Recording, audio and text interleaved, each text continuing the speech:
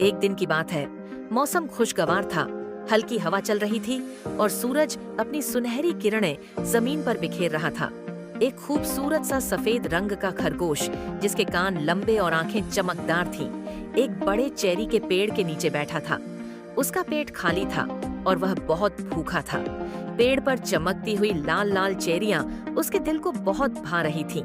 उसने उछलकर उन्हें तोड़ने की बहुत कोशिश की, कभी एक पैर पर खड़ा होकर, कभी छोटा सा पत्थर मारकर, मगर चेरियां बहुत ऊंचाई पर थीं, वह उन तक न पहुंच सका। यह सारा मंजर एक छोटे से प्यारे परिंदे ने देखा। वह नीले रंग की नन्ही सी चिड़िया थी, जो करीब के पेड़ पर बैठी हर चीज को गौर से देख रही थी। उसने देखा कि खरगोश बार बार कोशिश कर रहा है, लेकिन नाकाम हो रहा है। चिड़िया ने सोचा, मुझे इसकी मदद करनी चाहिए। दोस्त वही होता है जो मुश्किल वक्त में काम आए। फिर वह चिड़िया हवा में उड़ी, पेड़ पर पहुंची और अपनी चोंच से एक एक करके चेरियां तोड़कर नीचे गिराने लगी।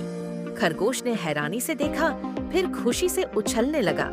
वह नीचे गिरी हुई चेरियां खाने लगा और खुश हो गया।